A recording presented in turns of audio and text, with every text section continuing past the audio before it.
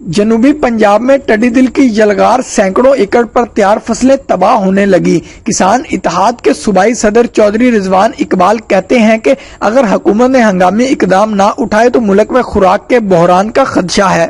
کپاس، چارہ جات اور سبزی جات کا ٹڈی دل صفایا کر رہی ہے۔ اگر یہ اسی طرح چلتا رہا تو ہمارا ملک قحط سالی کی طرف چلا جائے گا۔ ہماری گورنمنٹ سے اپیل ہے کہ فوری طور پر حکمت عملی اپنائی جائے، جہازوں کے ذریعے سپرے کیا جائے تاکہ اس کا خاتمہ کیا جائے۔ ٹڈی دل کے تدارک کے لیے محکمہ زراعت کا عملہ متحرک نہ ہوا، جس پر کسانوں نے تحفظات کا اظہار کر دیا۔ کپاس کی فصل، مین فصل جو ہے وہ بھی تباہ ہو چکی ہے۔ وقت پر سپرے ہو جائے تو یہ کنٹرول ہو سکتی ہے۔ 5 سال کورونا، لاک ڈاؤن اور بے موسمی بارشوں سے شعبہ زراعت شدید متاثر رہا۔ کسانوں کا مطالبہ ہے کہ حکومت ٹڈی دل کے تدارک کے لیے ہنگامی بنیادوں پر اقدام اٹھائے۔